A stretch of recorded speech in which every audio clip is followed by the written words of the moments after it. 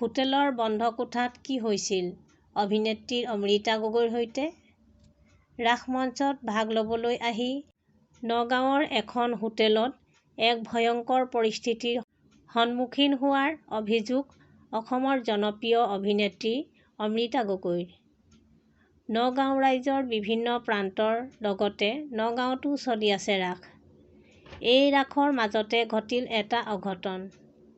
ৰাস মহোৎসৱত অংশগ্ৰহণ কৰিবলৈ আহি এক ভয়ংকৰ পৰিস্থিতিৰ সন্মুখীন হোৱা বুলি গুৰুতৰ অভিযোগ উত্থাপন কৰিছে অসমৰ জনপ্ৰিয় অভিনেত্ৰী অমৃতা গগৈয়ে।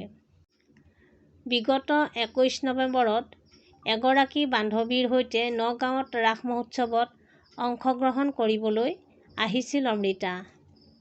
বান্ধৱীৰ সৈতে অহা অভিনেত্ৰী অমৃতাক ৰাস কমিটিয়ে হোটেল চানযুক্তিৰ ৩০৪ নম্বৰ কোঠাটো বুক কৰি দিছিল। ৰাসৰ অন্তত নিশা হোটেল চানযুক্তিৰ ৩০৪ নম্বৰ কোঠালৈ উভতিছিল অমৃতা গগৈ। প্ৰায় ৩ মান বজাত আজৰি হৈ তেওঁলোক দুয়ো শুবলৈ যায়। কিন্তু পুৱা প্ৰায় ৫ মান বজাত অকস্মাতে সাৰ পাই যায় অমৃতা। উঠি দেখে যে তেওঁৰ বান্ধৱীগৰাকীয়ে দুৱাৰৰ ফালে চাই আছে। অমৃতাৰো চকু সেইফালে যোৱাত দেখিলে যে দুৱাৰৰ লকটো লাহে লাহে ঘূৰি আছে। তাৰ পিছতেই পুৱতি নিশা কোনো অচিনাক্ত লোকে অভিনেত্ৰীগৰাকী থকা কোঠাটোৰ দুৱাৰৰ লক ভাঙিবলৈ চেষ্টা কৰা বুলি সামাজিক মাধ্যমযোগে অভিযোগ উত্থাপন কৰিছে অভিনেত্ৰীগৰাকীয়ে।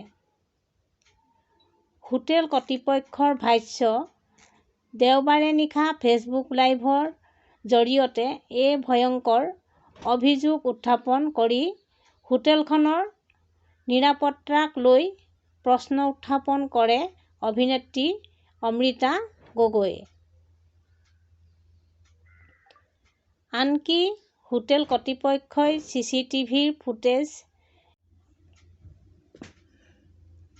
দেখুৱাবলৈও সক্ষম নোহোৱাৰ অভিযোগ তোলাৰ পাছতে তোলপাৰ লাগে। এতিয়া অভিনেত্ৰীগৰাকীৰ অভিযোগ সন্দৰ্ভত মুখ খুলিছে হোটেল কৰ্তৃপক্ষই।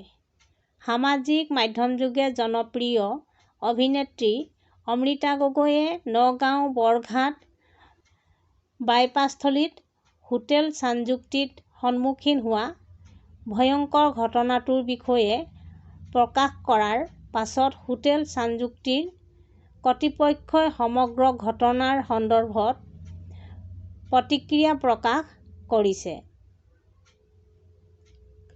প্ৰকৃততে হোটেল কৰ্তৃপক্ষ ৰাস কমিটি আৰু অভিনেত্ৰীগৰাকীৰ মাজত প্ৰত্যক্ষ যোগাযোগৰ অভাৱহে চিচিটিভি কেমেৰাৰ দৃশ্য অভিনেত্ৰীগৰাকীয়ে পোৱাত পলম হৈছে বুলি সদৰি কৰিছে হোটেল কৰ্তৃপক্ষই।